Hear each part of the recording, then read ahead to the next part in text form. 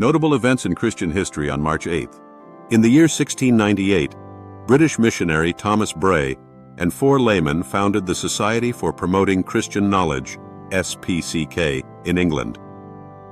This organization aimed to advance the honor of God and the good of mankind by promoting Christian knowledge both at home and in other parts of the world. The SPCK became one of the earliest Anglican mission societies and remains active today, focusing on education and publishing Christian literature. In the year 1715, King Louis XIV of France declared that he had successfully eradicated all Protestant practices in his country. This followed decades of persecution of the Huguenots, including the revocation of the Edict of Nantes in 1685, which had previously granted religious tolerance. His announcement marked a significant moment in the suppression of Protestantism in France, though underground Huguenot communities persisted.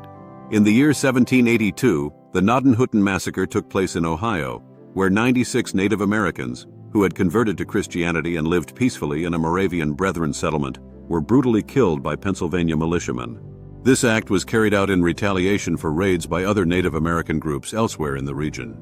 The victims were primarily members of the Lenape, Delaware tribe, and the event remains a tragic example of violence against Christian converts during the American Revolutionary period.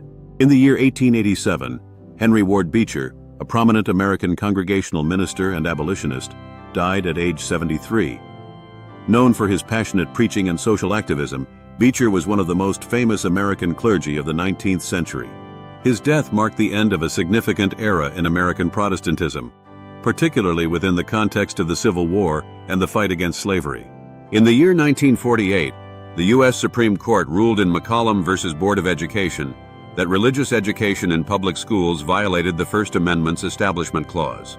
This decision, stemming from a case in Champaign, Illinois, where religious instruction was provided during school hours, reinforced the separation of church and state in American public education and had lasting implications for religious practice in schools.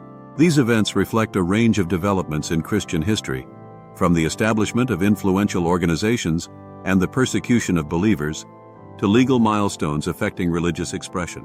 Each highlights the complex interplay between Christianity and broader historical contexts on March 8th across different centuries.